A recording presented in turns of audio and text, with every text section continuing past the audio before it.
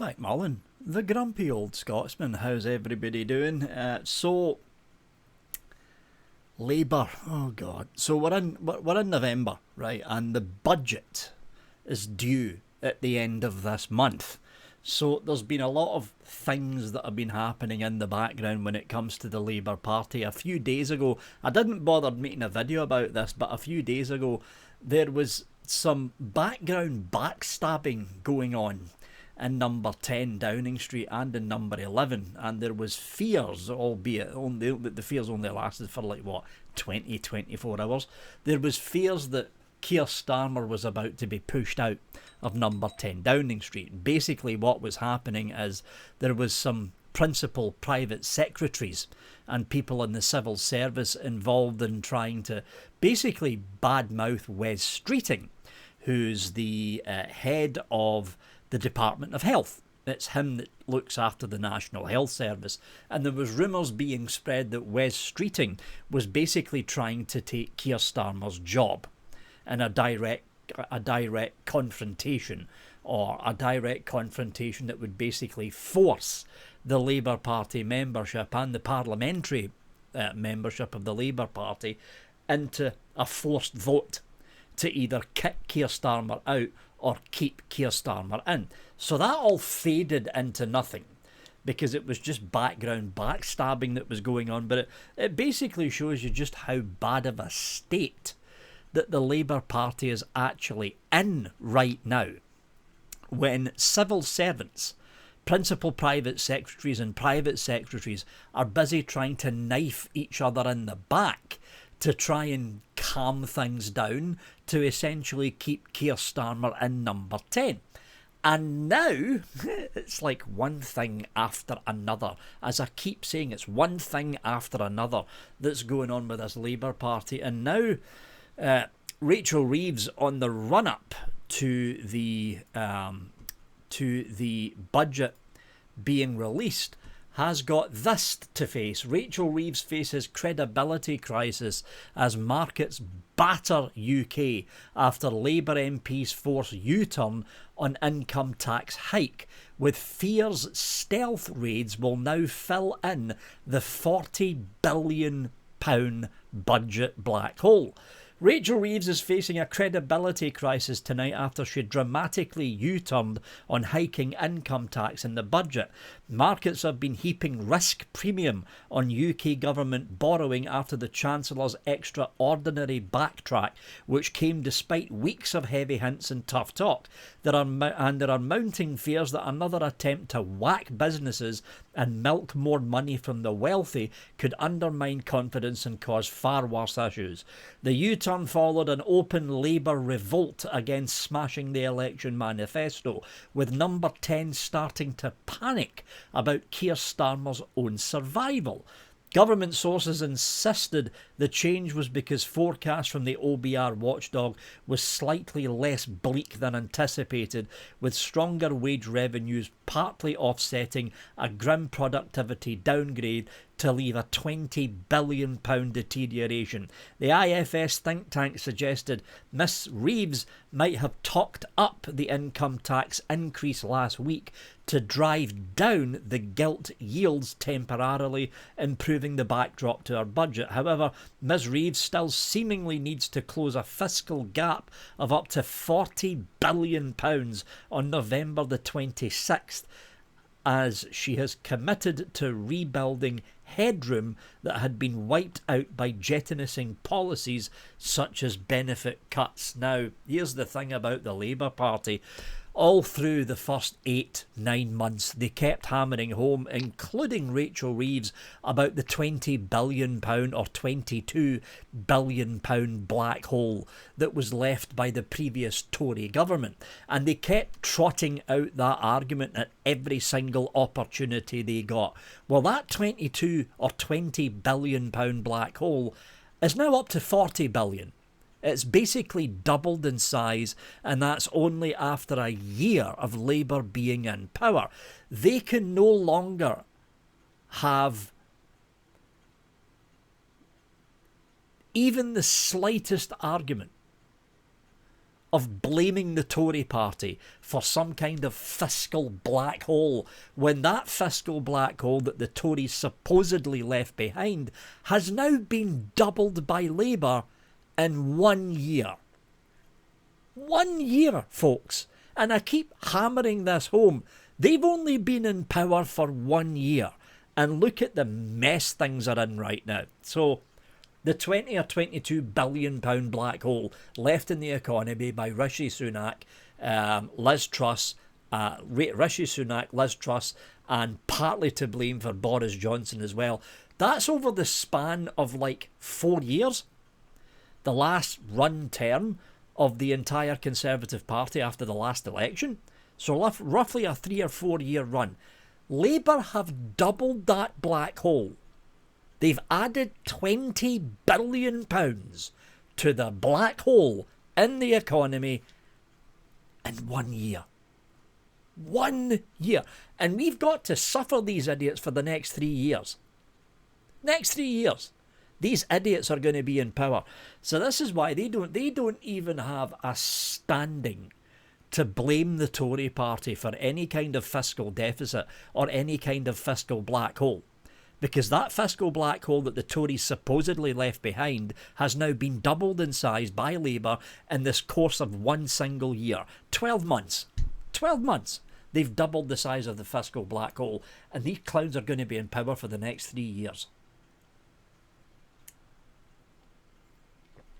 This is why, ladies and gents, that whenever a Labour Party takes power after a Conservative Party have not done what normal Conservatives do, in other words, store up money in the Treasury, which is what Conservative parties generally tend to do.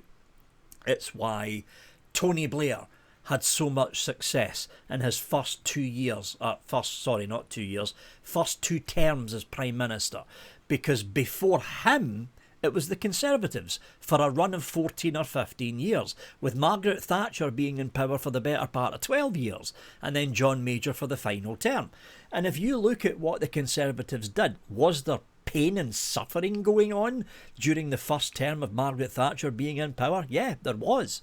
Whole industries were torn down. Whole industries were torn down, albeit they were industries that were nationally run by the UK government under the previous Labour administration that were quite frankly bankrupt.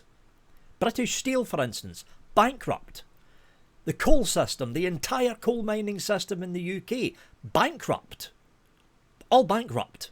But the UK government kept throwing wads of cash at these bankrupt businesses to prop them up. And that way the Labour Party kept getting votes. Well, eventually you ended up with a winter of discontent, which we're running into right now. We're facing another winter of discontent. And Rachel Reeves is walking the exact same road. The exact same road that the Labour Chancellor in the early 70s walked down. She's walking down the exact same road. And she's too damn blind to see it. But anytime a Conservative Party that sticks to conservatism remains in power for more than 2 or 3 terms, the Treasury ends up with a lot of money. It's why Tony Blair was so damn popular in his first 2 terms as Prime Minister, because he basically spaffed away all the money that the previous Conservative government had saved up. The difference now is this Labour government doesn't have any money. Because of the fiscal mismanagement of Boris Johnson, the slight fiscal mismanagement of Liz Truss in her 40 days as Prime Minister, and the fiscal mismanagement of Rishi Sunak, over the course of 4 or 5 years, the Treasury, that had a lot of money saved up from when Theresa May and David Cameron were Prime Ministers, the Treasury was emptied. Emptied. There's no money left. And this is why Labour are now panicking. Because the problem with Labour is they want to give away everything for free, but take all the money away from the rich. They can usually get away with that as long as they don't raise taxes by too much against the rich. Otherwise, the rich all leave, which is happening right now. Again, the UK is the number 2 country on the planet for the amount of millionaires and billionaires leaving the country. Who's number 1? China. Everyone looks at China and says, China's an economic miracle. Not right now, they're not. No, not right now, they're not, you see, because Xi Jinping, the president and overall leader of the Communist Party over in China, has started a clampdown on what the government, the communist government of China, is actually spending money on. And the problem that China's got right now is Thailand, Vietnam to a certain extent, and more especially India, are now undercutting Chinese wages. It's why Apple, Asus, Nvidia, AMD, and all the other big tech stock places in the United States and in Taiwan are shutting down factories in China and moving them to Vietnam, or moving them to India, or moving them to Malaysia. Cheaper wages, cheaper taxes. China's panicking, and so are all the millionaires and billionaires, and they're all leaving. But the UK's in second place for the amount of millionaires and billionaires leaving the country to go elsewhere. Labour is at a critical point now. They're at a massive critical point here. This next budget that's coming up at the end of this month is probably going to break Rachel Reeves as a Chancellor. She's not going to last much longer after this budget comes out. She is going to have to raise taxes. And it's something that the Labour Party pledged they would not do at the very beginning of their election run, leading into Keir Starmer winning this election. They pledged they wouldn't raise taxes for the working man. What did they do? They didn't directly raise income tax, but what they did do was increase national insurance. So instead of hitting the working man, they hit the employers instead. This is why, wait for it, unemployment's now running at 5%. 5%. It hasn't been that high for the better part of 20 years. Unemployment's now at 5%. Because of the national insurance ticket raising and the rise of national insurance taxes against the employer, it means the employer doesn't want to hire more employees because, number one, they've got to pay more insurance. Number two, they've got to pay more national insurance. And number three, the tax raises that are coming up because of the national insurance rise directed into the new wages for any new employer coming in means that that employer is being hammered by the government to spend more money on wages. So the employer goes, nah, we're not going to hire anybody else. In fact, you know what we're going to do? We're going to sack some of these workers as well. That way I make more of a profit. Hence, unemployment's now up to 5%. It hasn't been that high for a very, very long time. And if you look at places like Indeed or LinkedIn, and you look at the jobs that are being advertised on Indeed and on LinkedIn, you'll notice a trend is starting to happen. There is more and more middle class jobs being advertised rather than working class jobs, like working in your local Tesco or working in your local Asda. There's more middle class jobs, middle management jobs being advertised, because what was happening at the very beginning when Labour came into power is a lot of middle management jobs were basically let go, because a lot of the big businesses already knew what Labour was going to be planning in order to fill in that 20 billion black hole that the Conservative Party left behind. The problem is, if you get rid of too many middle management jobs in big companies, the lower end of the job scale is not managed enough, so they're rehiring to fill those positions in. But general working jobs, like in Tesco, delivery drivers, that kind of thing, there's very little on the market right now. Very little on the market, because again, with the national insurance rise taking place, the overall tax burden on the employer is so high, he or she doesn't want to hire anybody new. And now we've got the budget coming up.